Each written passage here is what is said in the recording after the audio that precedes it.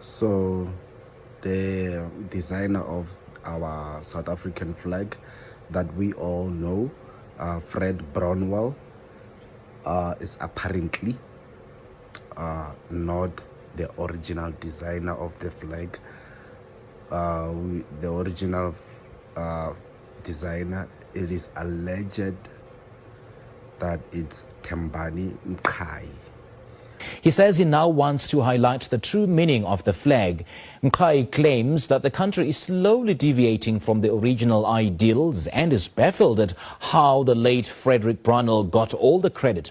We did ask the Department of Arts and Culture to be a part of this discussion, but they were unable to come through. Hastings Mkai joins me now from our Port Elizabeth studios in the Eastern Cape. A very good morning to you, Mr. Mkai. Thank you so much for joining us. Welcome to Morning Live. Good morning, sir, and your good listeners. Why, after 25 years, are you now coming to say that you designed the flag? Thank you. That's a good question. I never intended to talk about the flag, but the pressure from all angles is actually forcing me to come out. I mean, you talk of the pressure coming from all angles. Why, after the original designer of the flag has died, that you're only coming out now? It would be strange for me to know when the person calling himself the designer, when he's going to die. Because the point is, after the death of the person who was a coordinator, I like the way you call him. You say he was the person who was responsible for coordinating the State Herald person, not the artist, not the designer.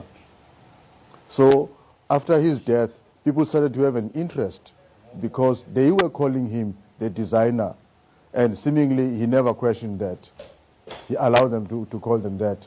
And now people are asking, why are you calling yourself a designer? I say, I am not calling myself a designer. I am the designer of the SA flag of South Africa. Well, the fact that he never questioned that he was called the designer, it's quite interesting that you also never questioned why he's called the designer and why you were not called the designer.